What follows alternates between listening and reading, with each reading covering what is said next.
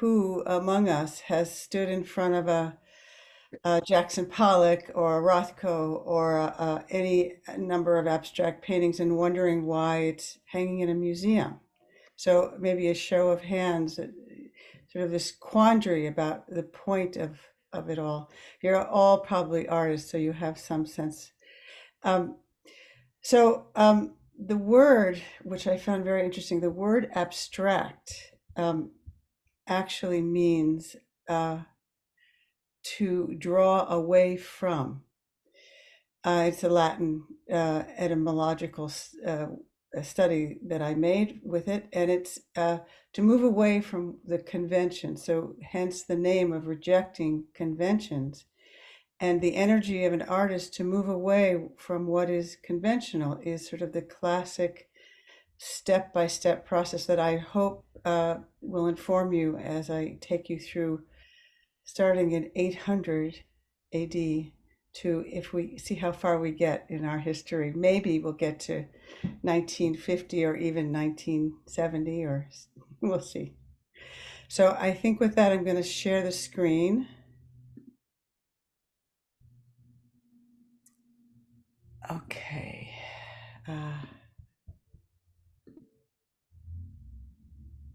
Nope, wrong button. Uh-oh. Can you see this? Looks here. Yeah, you can see it. Okay, good. All right. So clearly that's the title. Um, so the first image I want to show you from 800 AD, and I would love to have your comments when I ask questions rather than typing in. I think we're a small enough group so we can share our impression. So the first question is, what do you see here? What is it that you are looking at? Does anybody want to be venturous, brave to say, like color, very basic?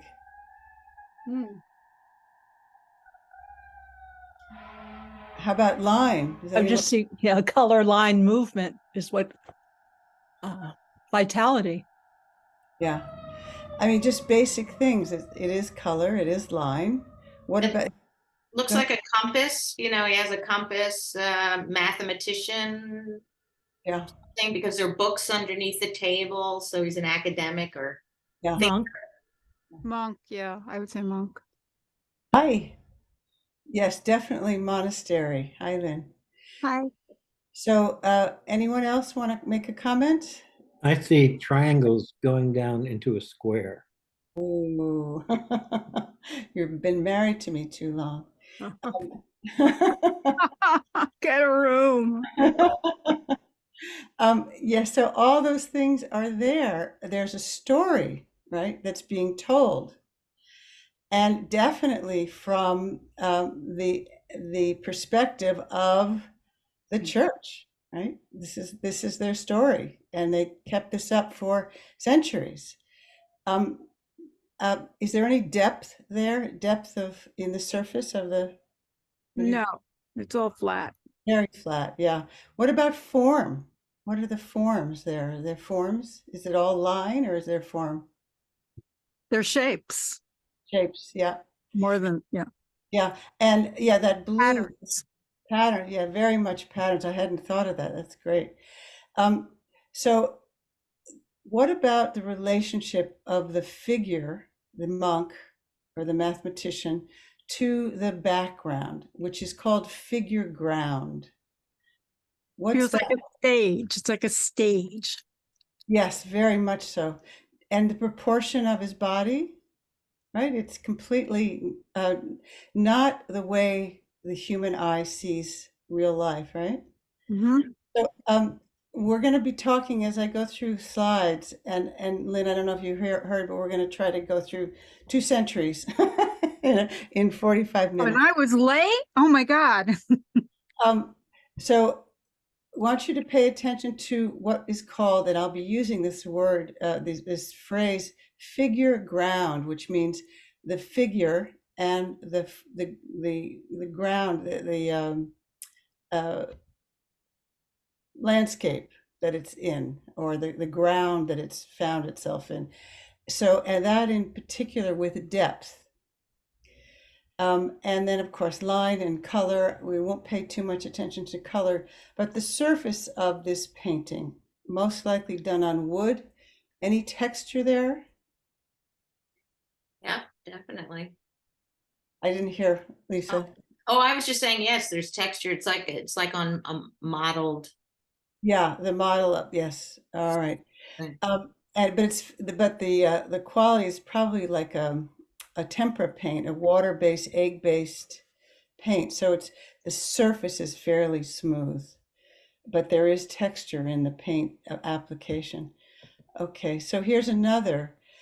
Look at the bodies. Is there any weight in those bodies? Any realism? Would you Looks say like they're floating. they look, yes, very much like they're floating. What about the muscle mass of the beings, those human beings? Is any musculature, or is it sort of a column-like being? Like bean poles. Yeah, right. No weight. We haven't figured out how to make images of the human body, but the church, that was intentional. The church wanted stories to be told. They were in power, they had the money. And it was only the monks, really, or in monasteries, or the scribes or artisans that had access to these materials to begin with.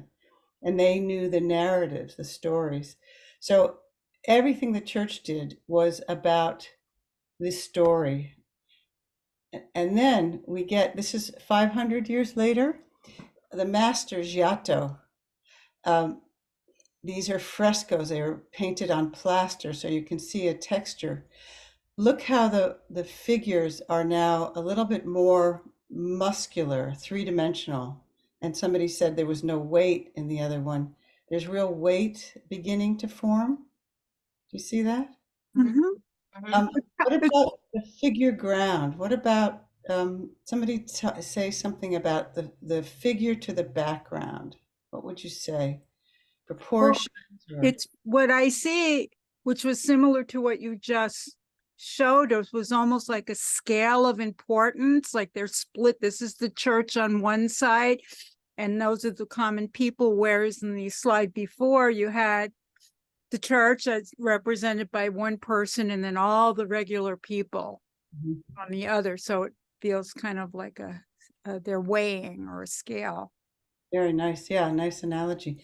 Um, what about if you can see my cursor, what about the proportion of these children? Does it Oh, seem I thought they were just women. maybe they are, I don't know. What about the figure ground relationship? Do you feel a depth or a distance between the figures and the background, or does it still feel very flat?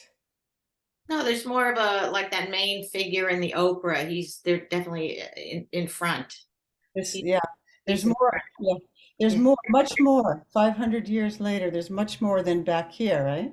Yeah. So, I'm kind of amazed how their feet are so weirdly drawn in the last one and this one. Yeah. There's yeah, so yeah. Well, I also want to point out that all this is some temper paint on plaster. None of this exists, but the artist Giotto has drawn us into a dramatic scene through the use of line, color, and the beginning of an architectural uh, attempt to create depth. You see, but perspective, which I think you all know what that is, has not yet been figured out. Hmm. So there's a sort of a march towards working towards how the eye sees. And I just wanted to show you, Giotto was famous for his this touching humanity, the way he embodied the feelings of people in his drawings. Now, this is 1490s, 1500s. this is Fra Angelico. He is he was a monk or a fra. I don't quite know what that means, but he worked in the church. And what about the depth here that he's figured out? Anybody want to say, is it What's the deeper? beginning? You can see the beginning of perspective the way we know it. There seems Exactly. to be a vanishing. Okay. Yeah, it's not quite a vanishing point that we know, but yes, very much so. And how about the depth and the distance? Yeah. More, right? There's sort of now a real interest in the relationship between the people. There's a bit more feeling, would you say? A little bit more. And Mhm. it's still, this is Annunciation. Still, the church has control. Artisans, because they're not artists yet, are told what to do, or it's within the narrative of the church. Now, here, who can say something about this, other than maybe somebody who hasn't spoken? Sorry. Well, just to give others. Sure. I mean, the depth of space changed. Yes, it looks to me, who I have no art background whatsoever, just precursor to this comment, it just looks like it goes back a lot further. The people behind are smaller and the ones in front are just, your depth. Just it seems like they figured out how to show it more. Yeah, very much so. Very much so. Look at the size of the people in the next tier. That's sort of very symmetrical. You see how the artist, and Eileen, do you know how to pronounce Perugino? Am I saying it right? You speak Italian, Eileen? See, Perugino. Sorry. That's correct. Yeah, you just pronounce everything. But I, this was I was an art history major, so I'm shutting up. Oh no, please join And us. I love, Help me out. I love Giotto. He's my favorite painter. That's right. But Yeah, one of carry mine. on, it's beautiful. All right. So as Dorothy said, it's very deep, and this is one point perspective, but I also want to point out the symmetry. So this side is the same as that side. There's a middle. This range here of, and I'm going to call it a grid. There's a grid that goes towards perspective. There's also a grid going down that's rectilinear or even square. And if you were to draw lines, you would get these, probably all the hands would line up and all the heads would line up. You see what I'm speaking of there? So this was something quite different than what we saw in the beginning. It's just sort of shocking to see that shift, right? In what is it, 500, 600 years, we're marching towards making art that the church wants to be tell their stories of, and it's towards what the human eye sees. Okay, I've jumped a bit here. After the Black Plague, which really shifted the power of the church, artists, Brunelleschi and Michelangelo and all our classics, Rubens and Da Vinci, all went down to Rome. From most of them were in Florence at that time, and they started dissecting human bodies, which I think we probably all know to some extent, to really find out. Now, of course, when the church was in total power, you would have probably been killed in some way. I don't know how they killed people back then, but it was against the church law. So this big new study of the human body brings us, and I'm skipping hundreds of years and many beautiful artists, painfully so, to the masterpieces of Michelangelo, where if you look at the weight of the body now, how it's now really solid and known, right? You can feel the weight, you can feel the perspective, everything's now in place as the eye sees it. And of course, the maestro, the master of us all, Da Vinci, he was a master of, you can see how soft this line was. He used oil paint. And he was able to use layering of one thin coat of oil on top of the other to make this what's called sfumato. And Eileen, help me out if I've said it wrong. So there's Well, chiaroscuro, a but you said the other word, which is perfectly. right, Sfumato. sfumato. Okay. Okay. So we see the eye now is how we see the world is as painting is. So this is another Da Vinci. And it's still the Bible stories, but I want to point out the composition here. Is there depth here, would you say? And believable, right? And believable bodies. Look at the composition. You see how that line is pointing right to that dynamic corner? And the next line is coming down like that. It forms this focus, an X. It stabilizes, and there is this amazing, perfect triangle, not perfect, but a triangle.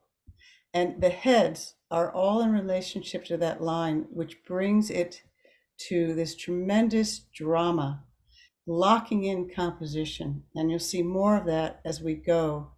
Artists kept continuing to figure out ways to compose paintings in a dynamic way. All right, now, who can say something about the story of this and the story of what we just saw? The difference. What would you say? Bible story? Not King James. What's Adam and Eve on the left, right? Well, it's the birth of Venus. This is more of an explosion. Yeah, this is Botticelli. And it was about 1500. He was a Renaissance artist.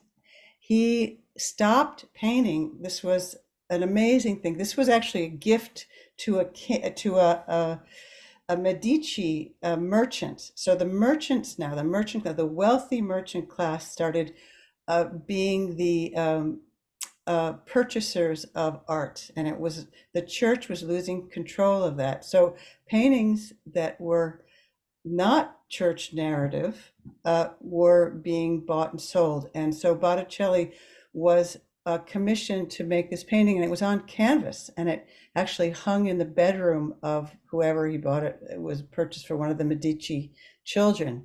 The Medicis were this very powerful, ruthless family in Florence for decades, I think, or even a century. I'm not sure that history.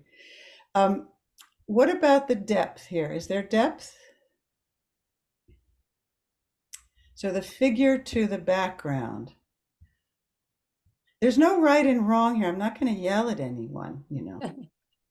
I think there's a lot of depth in it, and similar to the last one and the one before with the symmetry in the mountains, it gets much lighter at the background, which was super different than the first photo you showed with the monk in his like house. Yeah. Yeah, there's a gentleness here, isn't there? And again, I'm just pointing to the composition. Look how the angle of these faces and the wind blowing goes right down here. And there's reference going down here and another triangle. So very dramatic. Even the open spaces, the negative space we call it, is a triangle. So, and it's kind of inverted. So there's locked in dynamic composition here. Very much about the figure-ground relationship, but now the narrative has shifted dramatically. Okay, so I couldn't go do this without one master of Titian, Renaissance artist, but in the higher Renaissance, the end of the 1500s. What do you see about the way he applied paint? Who can say something? And I know it's a slide and it's hard to see, but you can tell by the glow maybe. Anybody have anything that's different maybe than the one we saw in the background, the one before? Well, it looks more expressive, like personal, unlike. Do you mean like by the artist, sort of? Yes. By the artist, very much so that. So this is the development of what happens. we've left the church and their control. The wealthy are still in control of commissions. There's still masters who have artisans working for them, but we begin to see a kind of a passionate sensibility. I know it's hard to see, but does anyone even know a little bit about this painter Titian? Can you tell how he applied the paint? Was it as careful as, say, Botticelli? Or as precise and flat? No. Seems like more attention was given to his face than the Yes. rest of his hands, and just the face is more finely rendered. Yeah. You know, and you say pay more attention. He might have done that intentionally.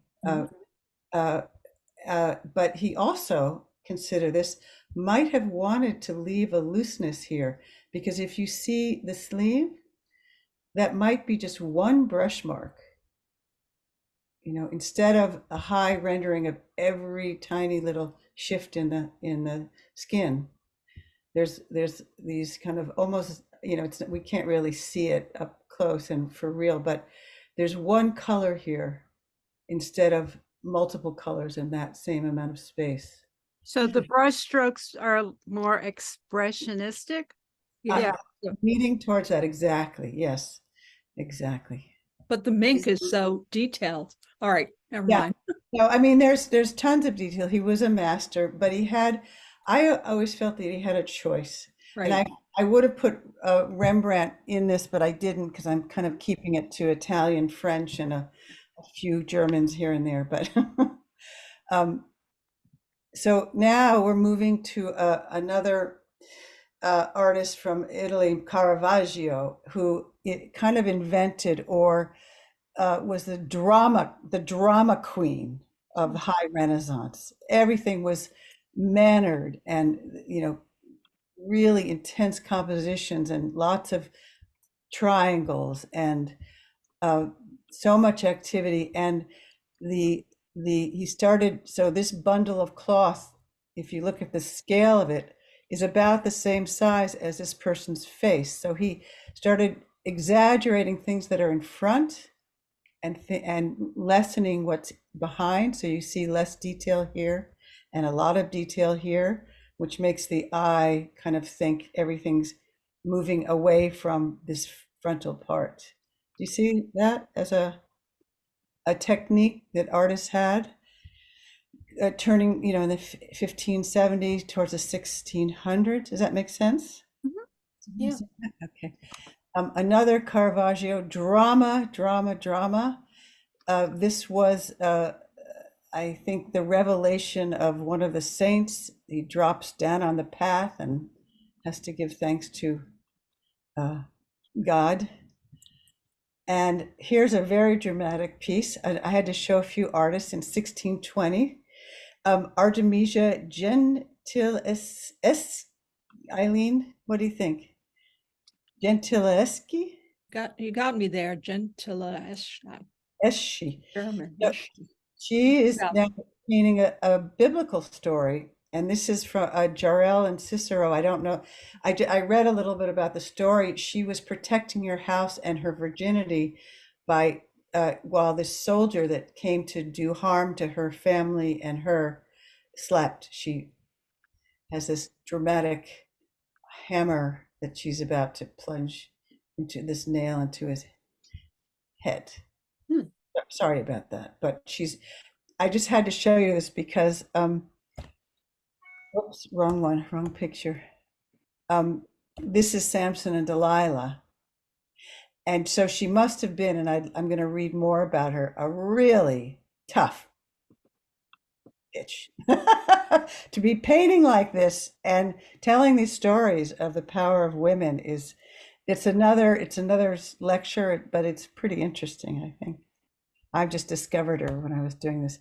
So here we're in 1790, and we have the Rococo, the excesses of the Rococo time. And he is sort of the master of excess. And again, these dramatic compositions. Look at this this dramatic line counteracted by this parasol and her hand, and everything is far in the distance, highly rendered, flat surface, right? Everything is known, everything is seen as a fable or as maybe a king wanted it to be. Is there anything realistic about this painting in the story? No, it's just over the top. And here's another Fragonard, and I had to show you around the same time, Louis XV was in full regalia. And you can see the relationship of the excess and the insanity of the time. And of course, this was all moving towards the French Revolution, because this was insane. You know, only the wealthy had rights and things, and everybody was happy and gay, and of course the peasants were suffering terribly. Okay, so now one other woman artist, 1770, she made a painting. She did quite a few, but I wanted to show you this. There's some semblance of thought still happening in this time period. She did a painting, it's called The Attributes of the Arts. So she's kind of creating a great respect for thought and books and learning versus the insanity of the Rococo period. So that's a sort of amazing contrast there. Another artist, woman in the 800s, this is one of the beginnings of a painting that is showing the human condition, even though she's probably a wealthy young woman. She's sad. All right, let me just check my notes. All right, now I'm gonna have to, this is Ang, Ingres, Rengres, something like that. A French painter, highly rendered. Is there any, other than what he's rendering, drawing, do you see texture to the surface of the painting? No. No, it's so polished. He's had a teacher named David who said, never, ever show your brush marks. Never. And of course, the woman image, we won't go into that, but I think, is this the beginning of the Mannerists? well, we See how we- long her body is, like that's not Yeah. realistic. not realistic, right? You know, I think we're into the 1800s, so we're past mannerism. Maybe Eileen can correct me, but more of the genre, and I'm not an art historian, really. I just know about the Renaissance. You Okay. passed me now. Okay. Okay. Oh, good. I'm off the hook now. I can make a lot of mistakes. Okay, so I just want to point out the surface here. These two painters were at the same period. On your right is Ang again, and on your left is Delacroix, both French painters. Who would brave and say something that's different about them? You can see all the brush strokes on the left. Yes. Anything else? It also has a lot of passion, you know, like intensity. Right. There's Very- not in the other one. Yeah, this is the beginning of the realism, and it really marks the beginning of a whole new revolution in painting. The woman in blue, it looks almost like a photograph, whereas on the left, it's it looks like a painting, but that is just remarkable, the definition.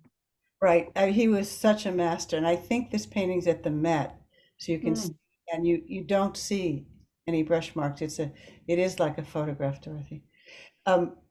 So this is the very humanness of the Delacroix on the left, and here's another painting of Delacroix, not quite as filled with brush marks, but you could see he begins to paint human beings in their pain. So if you think back to um, the Renaissance, or uh, before that, some of the images we saw, the mythologies that we saw, this would never have been painted. So this was um, a real rejection of what was conventionally accepted as painting. And so we start a whole world called, oh, I'm sorry, I'm going to just go to, this is Turner. Before I finish my sentence, I'm going to jump to this, my finger moved. So we're going to jump to Turner. What do you see here in terms of surface, figure ground, color, depth, detail? I feel like there's a lot of movement in this one. Like you can see the movement of the brush strokes, but then it feels like the water is moving and the clouds and the fire, and it has like a very chaotic kind of energy. Very nice. Any other comments? Well, this one, the figures in the front who are watching everything, they're very small. It's not like the figures in the front are large, you know. Like Caravaggio, exactly. Yeah. Right. And how about the brush marks? You see, you can feel the surface of the painting. You can feel it's probably on wood or canvas. I actually don't know which. You can feel the way he touched it. And this is the burning of the House of the Lords and Commons. So it's also the beginning of this movement of realism, showing real life And difficulties. he's also painting atmosphere, which we haven't seen yet. Very So nice. yeah, he's painting the air, he's painting Right. the light. Is there any, would you say there's more form than line here in that sort of direction of atmosphere? There's no line. Yeah, I mean, maybe if you were up at the painting, you could see something, but there is no line, basically. It's all this form, color, texture, and Well, you have a very strong horizontal with the bridge and the yes, yeah. yeah But, that but that does sort of allude to depth. But if you think back to that kind of depth, So you'll- contemporary, that painting, that Delacroix. Jesus. yeah, I know, it's amazing. So you see how it starts to flatten out a little bit? The surface of the painting all around is kind of comes into play versus the illusions from the Renaissance, the illusions of how the eye sees. There's a movement towards this flat surface. Now, this is also a painting from Turner. It's a slave ship that's been overturned in a storm, and you can't see it, but as I think it was Lisa said, there's a lot of detail in the front, and it's horrible detail, really. So we won't have time to go into that now, but it's a painting that's quite difficult to really look deeply into because of the narrative. But again, it's human struggle. Okay, now, not too far away in the in our timeline, how do we look at this painting? Would you say it's got a lot of depth, or is it flatter? I think it has some depth, but it is flatter than some of the previous examples that you showed us. Yes. What about brush marks? But the Detail. brush marks There's a lot. become the brush marks are what we see first. They're more powerful than the actual scene itself, for me. Yes, very much so, right? And I was just noticing the flowers as you were speaking. It's not even flowers, right? There's no rendering, right? So here, look at the texture of the chair. It's a few brush marks, right? Brush but marks. we're back to the very strong triangle composition. Yes, very much so, Lisa, very much so, yeah. And see the angle of the curtain and the angle of the desk counteracts that angle. And it's interesting, I have often studied a painting by covering up one part. So if we covered up maybe this cloth, if you just put your hand over it, you'll see how that cloth helps lock in the dynamics of the composition. Or any number of things. The line here, if that line weren't there, right? Yeah. I would go down. So we're losing the detail and we're losing the depth. We're coming flat. You can feel the surface of the painting coming towards you, right? You could touch it. The texture of the brush marks, I know it's a photograph and we're all online, but you can get a real sense of I don't But know. I'd almost say the background is more abstract. Very good. Yes, very much abstract. It's a simple implication of maybe a window. Does the artist care what it is? Oh, Versus, it feels like a painting on a canvas behind her, oh, actually. you thought it was a painting. I always thought it was a window. Yeah, it might be. Look And at her head, and it's interesting how Hmm. rendered to death her head is, like not letting go of like, this is a head and this is the way heads are supposed to look, so he's treating the head totally different than everything else in the painting.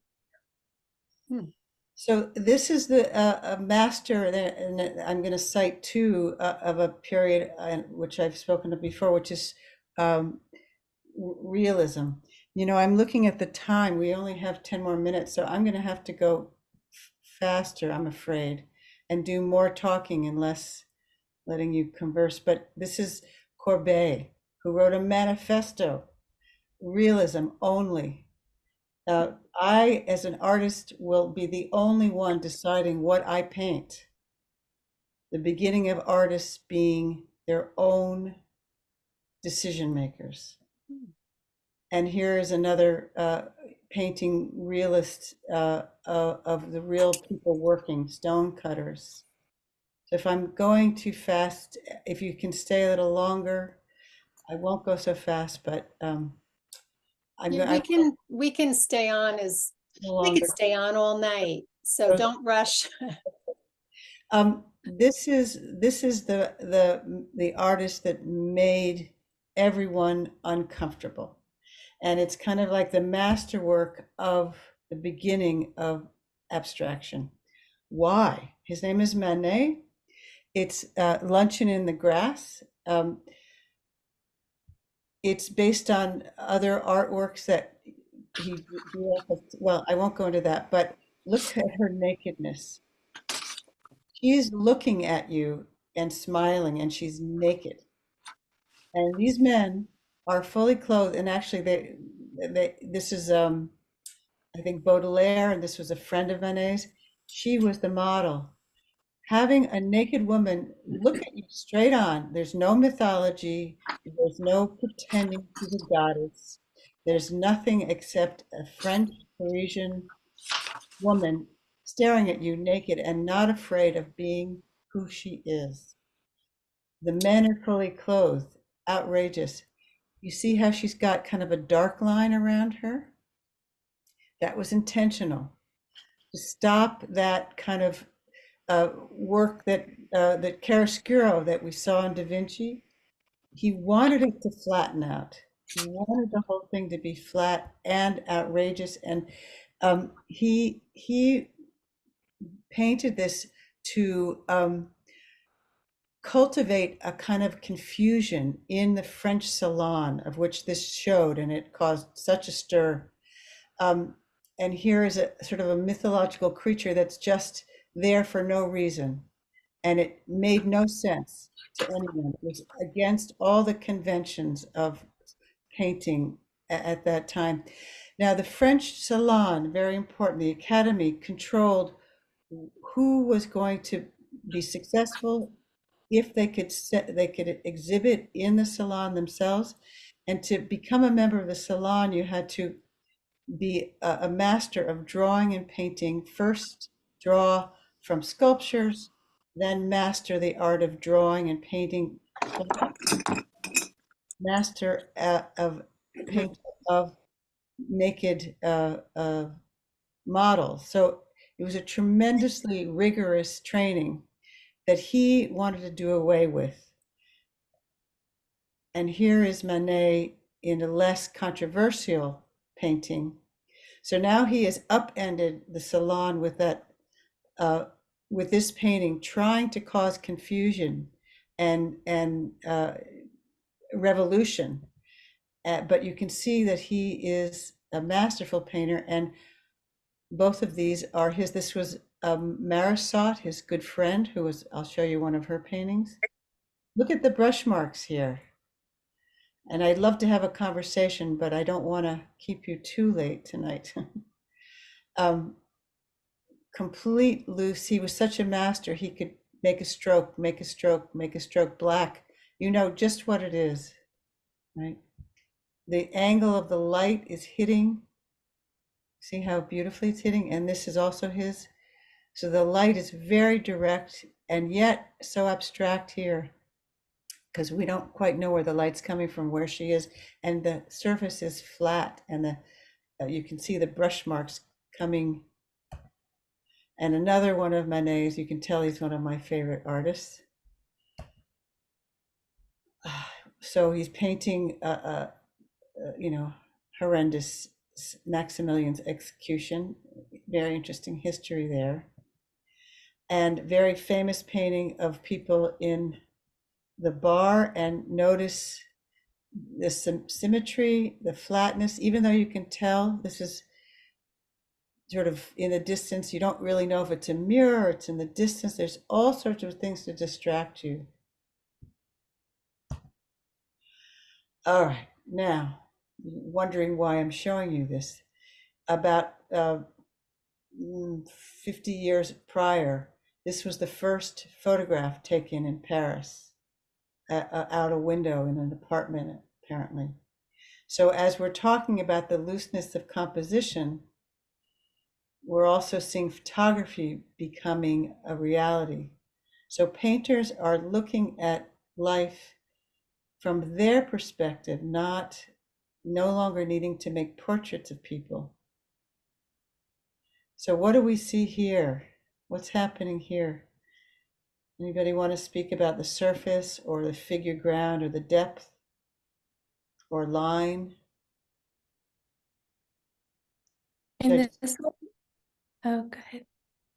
Go ahead. I Go was ahead. gonna say, I feel like in this one, there's almost more detail in the background.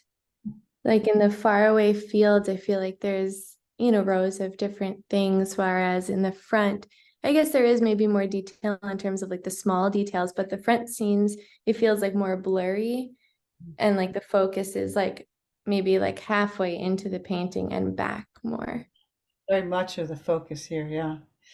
And what about the atmosphere it's creating that Lynn had talked about before, right? It's very, very hazy, right? It's got an attention to, like, look at this vibrant green, right? So color becomes vibrant. Actually, in fact, there was new paint that had been discovered, and now they weren't stuffing oil paint into the bladders of dead animals. They had found a way to make tubes, and they were selling them. So there was lots of new paint, and that's a whole nother interesting history, but we have no time now. Look at this ramshackle. We don't even know what that is, right? Just sort of an atmosphere of something. Very calming. Very. So this is the beginning of Impressionism. And these paintings were shown, they wanted to show them in the Salon of Paris, the one I've just spoken about, where Manet caused such disruption. They were not, they were rejected. So these very ballsy artists, including Marisot, which is this, and Manet, and I'm sorry, Monet, thank you, were not accepted into the Academy, and they started their own gallery. And this is the very first time artists had done anything like this, and it was called the Salon des Refugees. So very important. They found their own place. They made their own paintings. They opened it to the public themselves. They were refugees from the convention. Right? It's a fascinating story here. So Okay, I'm jumping ahead because you all know the Impressionist probably very well. We know this is Van Gogh. It's one of his paintings, The Sower. Look at the brush marks. Look at the flatness of the whole thing and how he's not even trying to make it deep, but it's almost like a symbol of a sun. It's not, he's not interested in the realism so much of it. He's interested in the feeling. Can you see that? I'd be having conversations with you if we had time, but I'm going quickly. So just speak up if you want me to slow down and we can talk more. But I'll show you, this is a close-up of the field. Right? Pure brush marks, pure surface, magnificent, and true. You feel this man in action, right? And look at, you see, remember the weightlessness of the early paintings that we saw from the Byzantine, from the monks? It's not that it's weightless, but he's not interested in what the eye sees. They're not trying to demand that you see, as our eye practice. They want you to see something else, the humanity. And the artists are making their own decisions on what they want to paint. And here, the awkwardness, the uncomfortability, help me out with that word, uncomfortability of this. It's, magnificent and true, just brush marks here. And he does have depth, but you see how beautiful these colors are. The outside are these beautiful forms that have brilliant color reflecting in here. Look at this shape, right? It's a beautiful form, brilliant color, brush marks. And again, awkward perspective. Yes, he's using perspective here, but it's got this oddity to it and humanness to it and depth of feeling. And things are off and it's not important. It's not what he's trying to convey. Now, this is his friend and foe, Gauguin, who went to many places to paint. But I wanted to show you because he too had this, you enter the painting in a completely new way. And here you are found in the middle with just color, form, flat. You don't know what these things are. Right? But you see he's friends with Gauguin because these are the sunflowers here. But his body is flat. It has lost that sort of chiaroscuro depth that we saw in Da Vinci and Eng and so many. Flattening, so you can see through the canvas, right? You can even see the texture of the canvas. That's another Gauguin. Look at the color. They were named the fauves, which they were named this, it means the wild beasts, because the salon couldn't stand the stuff because it was flat, it was brilliant, it was naked women in places they'd never seen. It was probably all controlled by men, although I don't know for sure. The salon, that is. So we have influences from other countries, and this one is a Gauguin, completely bizarre. It's something like self-portrait with snake and halo. What it is? A self-portrait with snake and halo, I believe that's the title, Gauguin. So here we really see flatness, right? You don't see depth, except maybe you see he knows how to do it. He knows how to render depth, how he's done this beautiful nose. It comes right down and it spirals up, and it's just such a beautiful painting, but it's absolutely flat surface figure ground relationship. But we still see images of people, of things that we can recognize. Here's Matisse, another Fauvist master. Look at this green. If you think back to that Ang, can you imagine having just a color green, highlighting this shadow of the nose?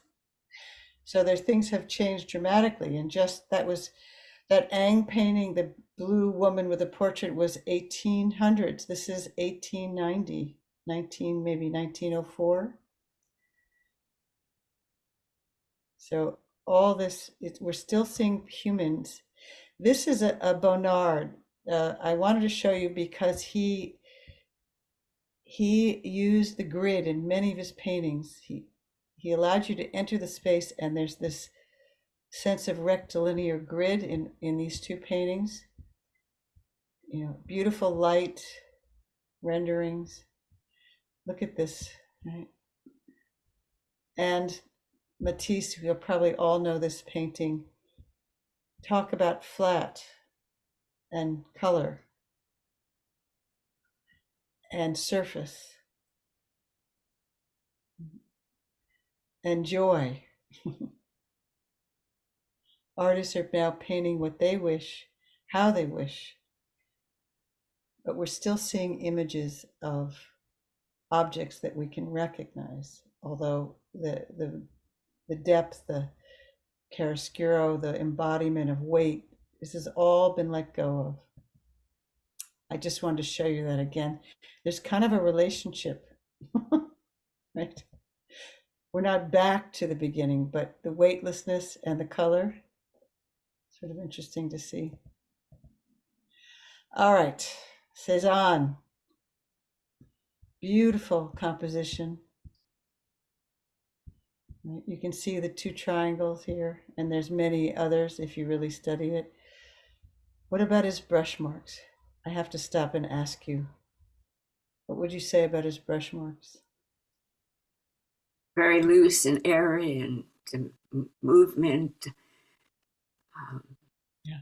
Definitely the biggest and most important part of the picture. Any other? I'll go to another Cézanne. Energy. Very much energy. Energy of the brush marks almost, more than the subject matter, right? Yeah, I mean here, yes. He's capturing the energy of the subject matter through the energy. Right on. Yes, exactly. There's really now very little differentiation between what he's painting and the quality of the brush marks.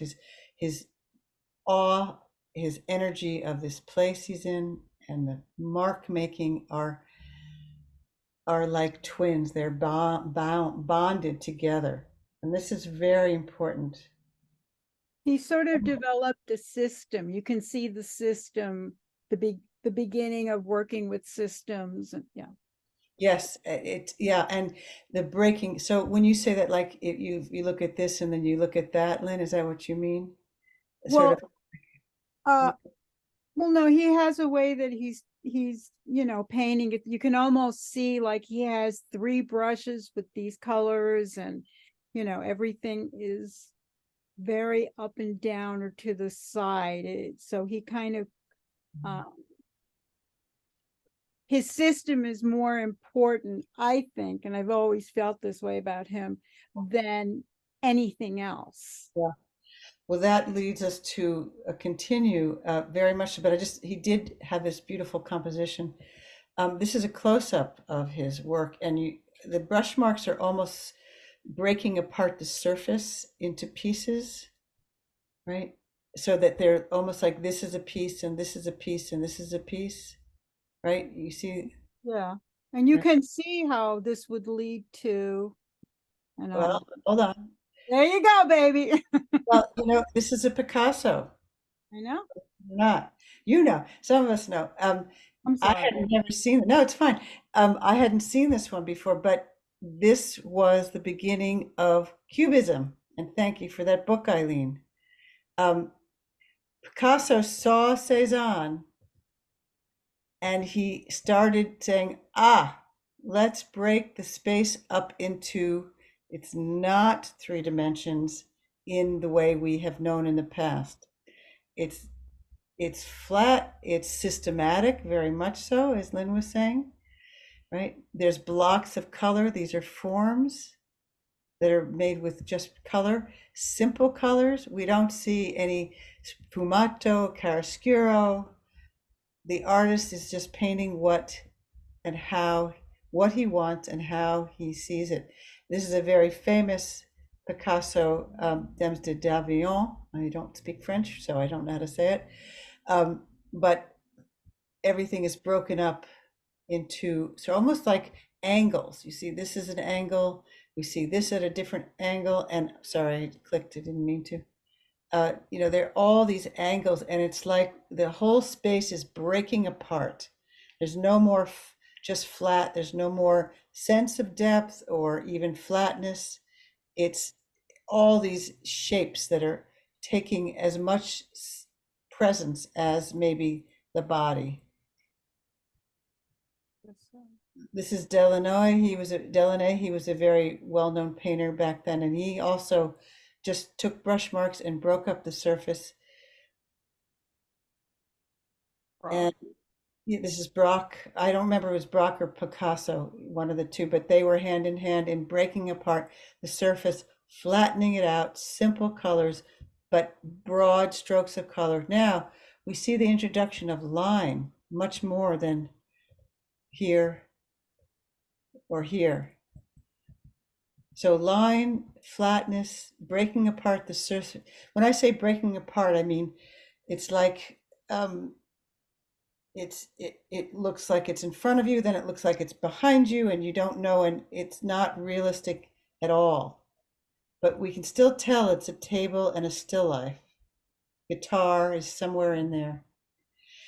At the same time, photography was advancing, and there were all these various photographs being made of people in motion, which spurred another group of artists called the Futurists to do these dazzling, I don't find them terribly attractive, but almost overall color, which is like a color field painting of these same shapes that are broken up. Some go back, some are on the surface, but it's shape, color, flat. Is there anybody that's I'm confusing, or we want to stop? Shall you keep going? Okay. Another futurist, I've forgotten his name. Did I write it down? No. Sorry. And this is now the beginning of pure abstraction. The master, one of my favorites, Kandinsky. Oh, I see you in there so much. Yeah, right, right. There is form, there is line, there's surface, there's color, there's some depth, but we don't know what this is. So he was the one who brought pure abstraction, no relationship to anything that is recognizable. Here's another one of his. So playful, full of movement, vibrancy. This was I think, a watercolor with ink. And Yes. sorry, I'll go back. What was that? No, just totally spontaneous. You could almost see them as just doodles. I don't mean to be disparaging or anything, but yeah, they're like Well, little but it's ideas. important because this was no longer important in as we move into abstract painting, which is what this is about. This was not important. We let go of everything. We let go of the object. We let go of the depth. We let go of perspective. We let go of kind of a figure ground. So the ground now is just this white space. So that's the point. It's not disparaging. It's the beauty of this. However, he still look at the composition with the triangles. You see, he still knows you have to hold a painting together, and he's done it by inverting triangles over and over in many different ways. The space around the shapes is as important as the shape itself. This is very much a part of abstraction. And here, clearly, this is also Kandinsky. This is 1913. Utter, total, flat grid. Not trying to be anything other than what it is. Circles and squares. Systematic. Beautiful brush marks. Color, but flat. And another Kandinsky. Another Kandinsky. And here we have Mondrian, who made everything, he had a talk about systems. No art should be about any object. It should be art for form and color only, and rhythm, flatness. And he noticed he was one of the first to turn a square into a diamond shape, which was outrageous when it was done. No one had done that before. So we're rejecting even that, even the square, even the rectangle. And this is a recreation of his studio. So even his house. So this, you could think of happenings in the 60s being, related to these spaces that were, the space itself was the art. The painter himself or herself is the art. The painting is done with the emotion of the art, the choice of the subject matter. And here we have World War I is over, Industrial Revolution is taking over, and we have a lot of very, very unhappy people back now in New York. They've left Europe, and a lot of things are being manufactured, including urinals. So Dada, the father of Dada, I don't really know who the father was, but Dada is a nonsense word that Duchamp, who is probably the most famous of the Dadaists, he took a toilet, turned it upside down, put it on a very nice pedestal, not so nice, and called it a sculpture. This was one of many paintings that he called ready-mades. So he took industrial revolutionary objects that were manufactured and said these were art because they're made not for the eye, but for the mind. Yeah. So this was a huge, huge step towards the kind of painting that we often think, oh, that's not good painting. It's not, it opens up a whole new avenue of thought. This is Miro, also a surrealist, a kind of a Dadaist, where odd, non-real, we don't know what this is. Some kind of mythology is juxtaposed against something we don't know what that is. So these are images that are put in place in places we have no reason to know what the relationship is. And that was the point, because they felt that the world was falling apart and everything they saw around them had no reason or rhyme to be where it is. Max Ernst, another surrealist, I'll call them, part of the Dada, makes no sense. The hat makes the man. It's just sarcastic thinking. Painting should be about thought. They're not about the painting anymore.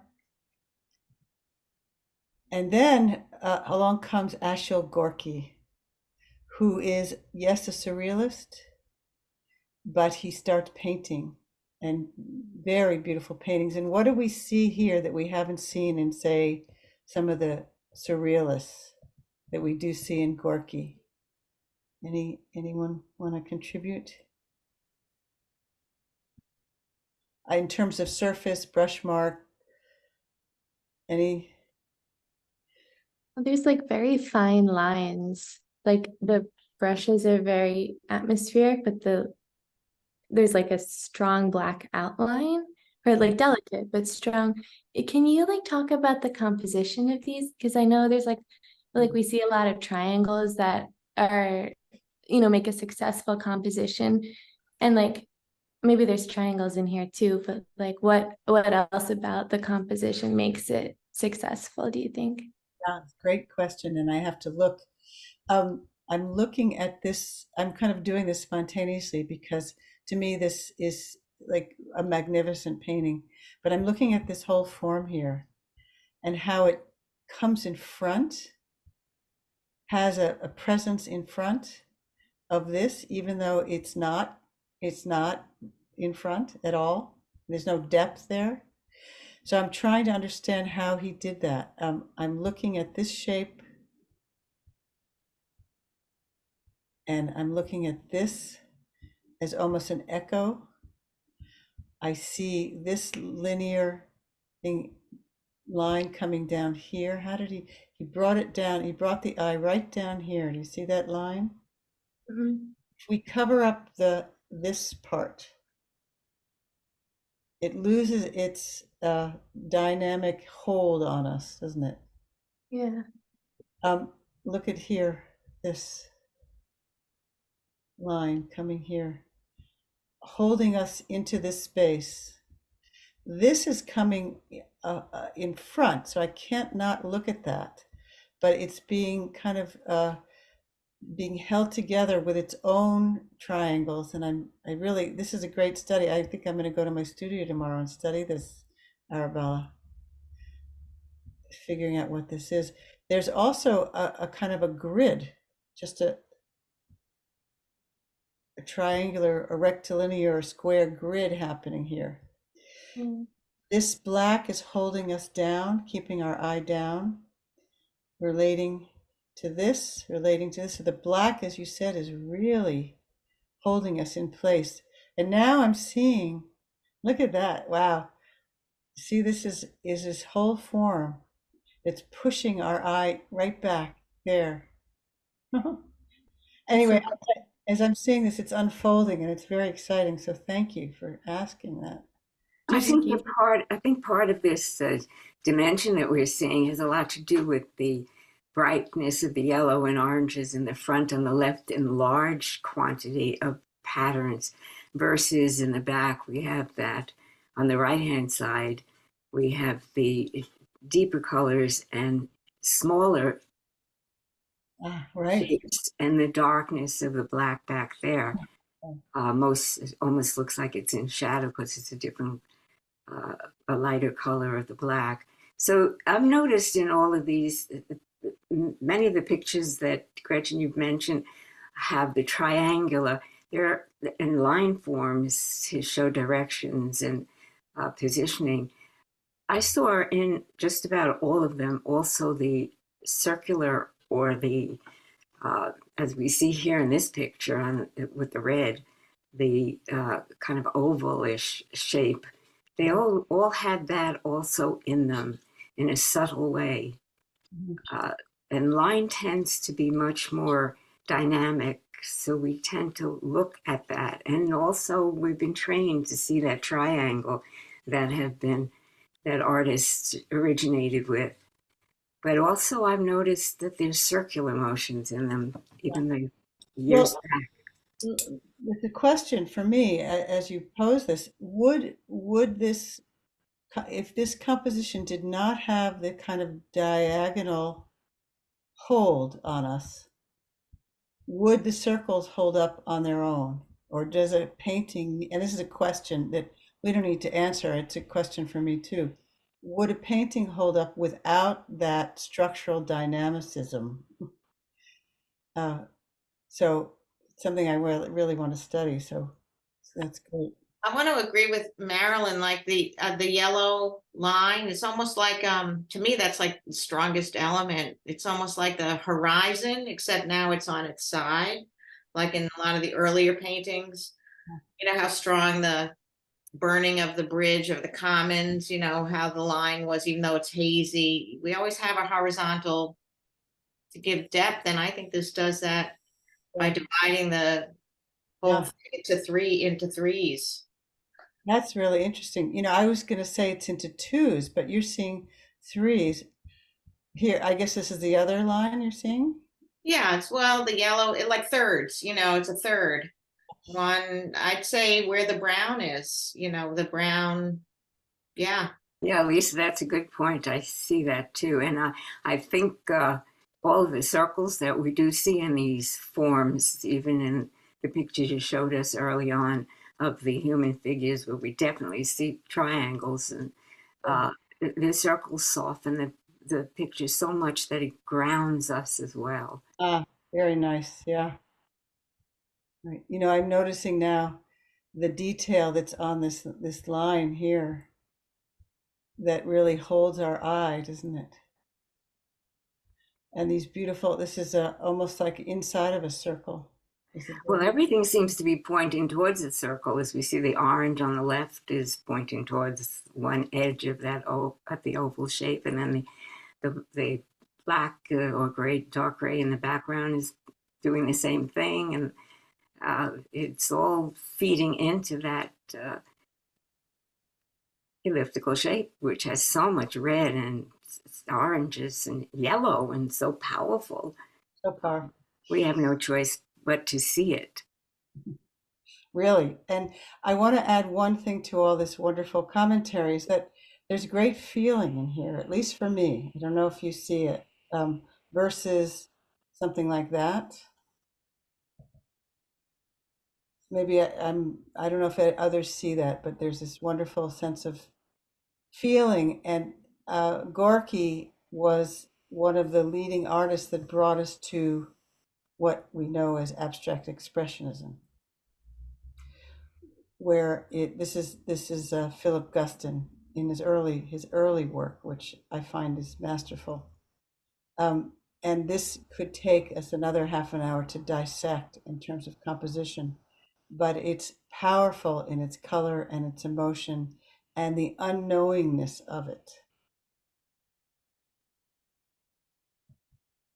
And here, the abstract of de Kooning, of course, the one we know most of, much line, very flat, very immediate, brush marks, gestures, no visible sense of what it is of, although we know he used the model. This was his wife, Elaine de Kooning. Talk about brush marks and emotion, gesture, flatness, color.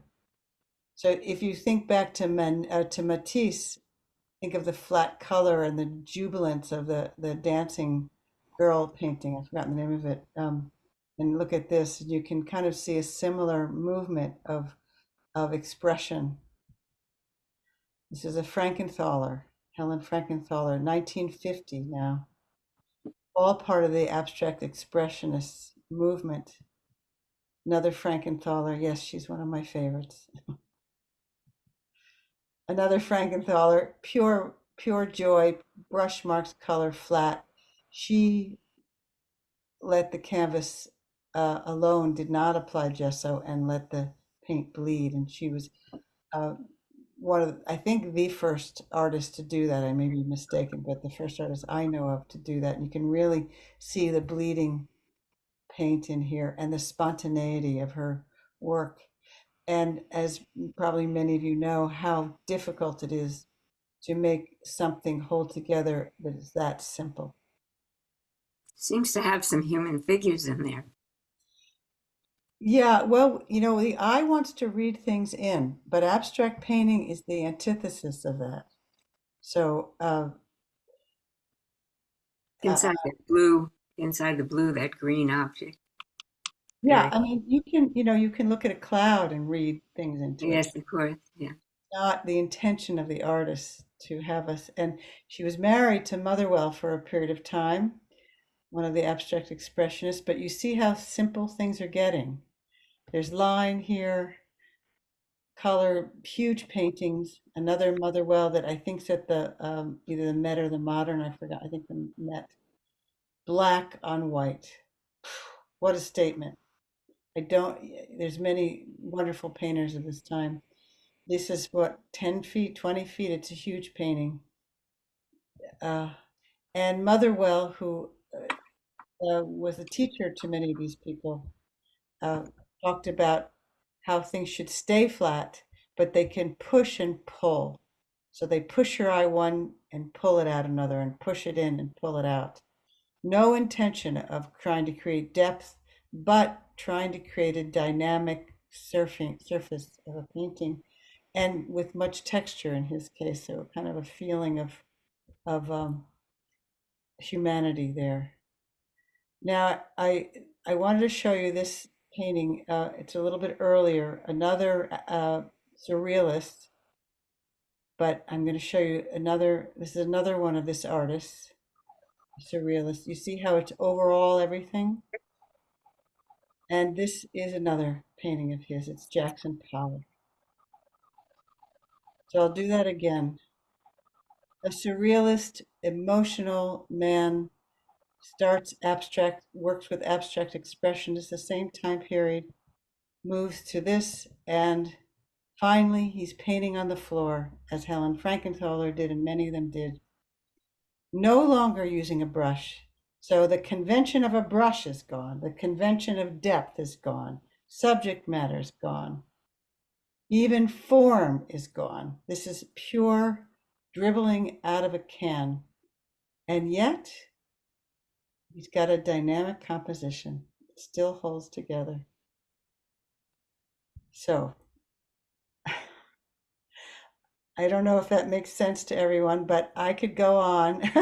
But I think if we've gotten to 1950 and it's already 8:30, should we stop? And maybe you can all email me and we can continue another time. What do you think? Yeah, I have to leave. Time to stop. Yeah, yeah. Anyway, I wanted to at least get to Jackson Pollock and show you how at least this abstraction came to be. And I hope it now has some context or more context or makes some sense. Or if you're completely confused, email me. I think, Gretchen, oh, I I think actually want, oh, go ahead, David. I'm just going to say something silly. I think I see a mathematician in a tent. David, go look at a cloud. Mhm. Gretchen, I'll circle back to your original question, which was about Jackson Pollock, is what was he trying to express? Didn't you ask that question? And when we first started? No, but that was it. But Oh. I might have. I don't know. I might have. I think I asked you what if you've ever looked at a Jackson Pollock and wondered. Yes, so I guess it's the same question. Wondered why. Yeah. Museum. What would you say now? I mean, you've led us so beautifully to appreciating how, how this got here. What would you think he was saying? Well, in terms of a professional workshop, we've talked about 5 major points, which is figure ground, which is 1 point, surface, depth, composition, narrative. I left out brush marks, so I don't know how many that is. And I brought you through this sort of chronology of how it was so important in the Renaissance through mannerism, through the early 1800s, until artists got sick and tired of his convention and said, no, I'm not going to do this anymore. In so many ways, through realism, finally showing their own in their own salon and painting their own paintings. So Jackson Pollock has let go of every convention that was established in the European uh, uh, world of language, and that is why he was so important. When I look back at his surrealist, sort of abstract expressionist paintings, I think he got good and drunk and just said, "Fuck it." Sorry. And that's might go on YouTube. I guess you have to X that. And just gave up on the world. I don't know his emotional state, but he had a very unhappy situation, and I think he killed himself, if I remember correctly, as many artists did. So I hope that, yeah. All Thank right. you. Thank you. Mhm. Good. Thank you all for coming.